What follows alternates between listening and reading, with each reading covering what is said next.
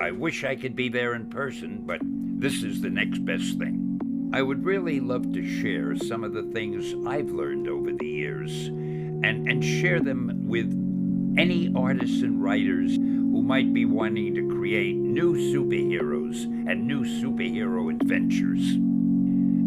You see, for me, superheroes will always spark the imagination of people around the world, regardless of their background, because I think that people are always looking for something that represents the ideal person or the ideal situation. Almost all of us have loved fairy tales when we were young. Just remember stories of giants and witches and wizards and monsters and things that were so colorful and bigger than life. But then you get a little older and you're too old to read fairy tales, but you never outgrow your love of that type of story.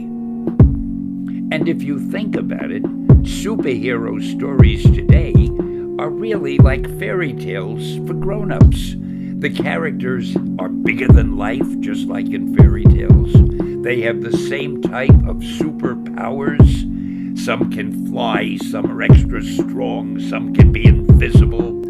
It gives the viewer and the reader a chance to relive the excitement he or she had when they were young. They're really reading fairy tales for grown-ups when they read or when they see superhero stories today, and that's why I love them so.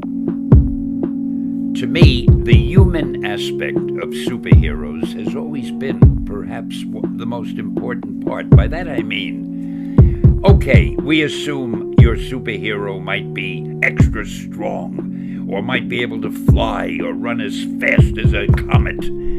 But unless you care about the superhero's personal life, you're just reading a shallow story.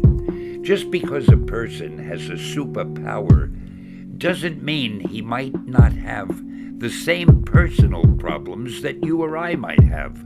Maybe he doesn't have enough money. Maybe he has a family problem. Maybe the girl he loves doesn't love him.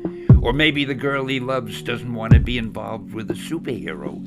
There are so many things you can think of that round out the character and the personality, so the superhero isn't just one or two-dimensional. You want a three-dimensional superhero who lives and breathes and worries and experiences things just the way you and I do, except for the fact that he or she has a superpower. So to wrap it up, what I suggest is use your imagination. Don't be afraid to come up with the wildest thought in the world. If what you create is truly different and colorful, people will enjoy it.